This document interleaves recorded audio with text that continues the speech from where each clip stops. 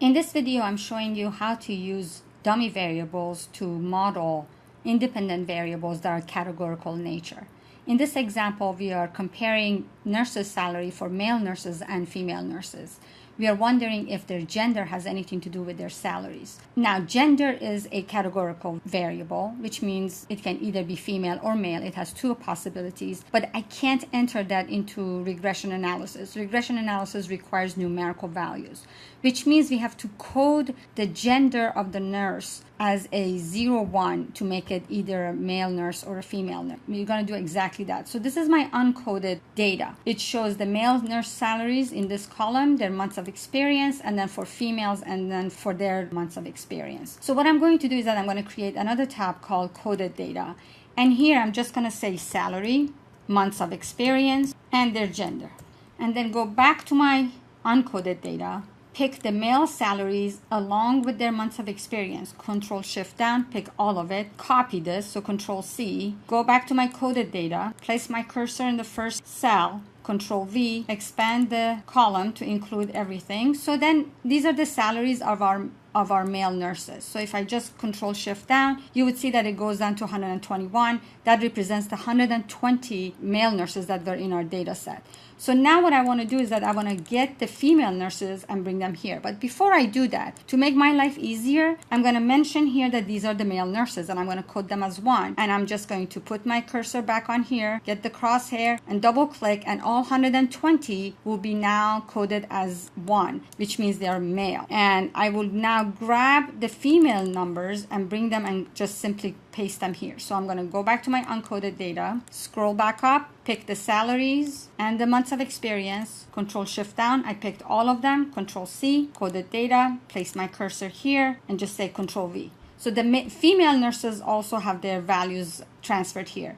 Now I'm going to put the value of 0 here because these are female nurses. And as soon as I enter the very first female as a 0, I can put my crosshair and double click, and now everything is coded. So if you want to double check, you can just go up here, Control Shift down, and you will see that everything has a coding. So now you're ready to do your data analysis because everything is numerical, whether they're categorical or not. So go to data, data analysis, pick regression. At this point, we're not doing anything different than any other time. We will put the Y values here. So these are salaries. It picks all of it. Then go up, pick both months of experience and gender. I want to make sure that I pick my labels. Pick all of it and say labels. And I'm going to put it in a new sheet. Okay, so first of all, how's our regression model? Our regression model is very good. Almost 94% of the variations we see in the salary is due to the variables that we have identified. Are they both very good? Well, let's see if they're both significant by looking at their p-values. And indeed, they are extremely small. So both gender and experience has turned out to be significant relationship with the salary. So what do we have here as a regression equation? Our regression equation is your salary is a coefficient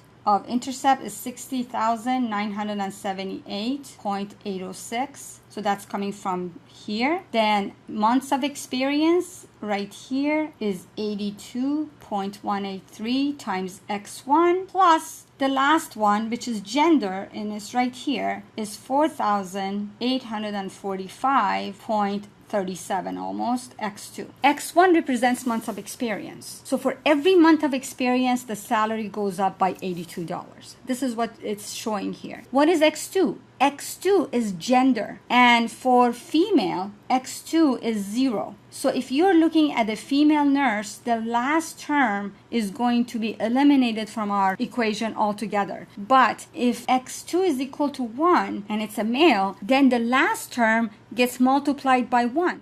Essentially, what you're saying is that whatever the female nurse's salary is, males will get an additional $4,845 extra due to their gender. And this is what we will get. So what does the intercept mean? So remember, intercept is when x1 is equal to 0 and x2 is equal to 0.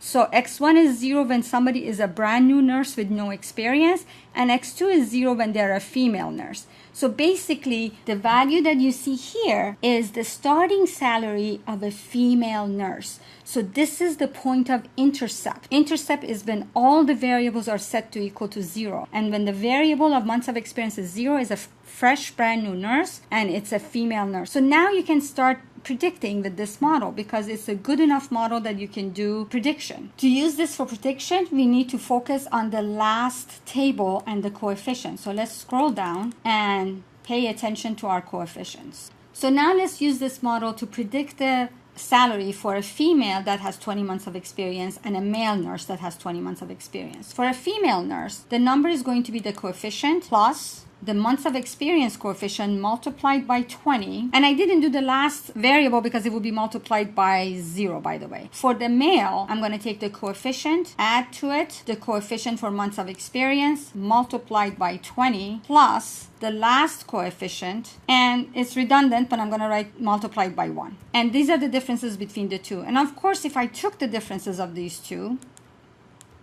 I would get exactly what I was supposed to get. The difference gender makes in the salary. These two values are exactly the same. That's the gender difference. What would have happened if I had coded it the other way? And I have shown you that in my PowerPoints. The only thing that would change is that intercept will change. Intercept will then represent the starting salary for a male nurse, and then the gender coefficient will become a negative value. Try that on your own and see how it will change.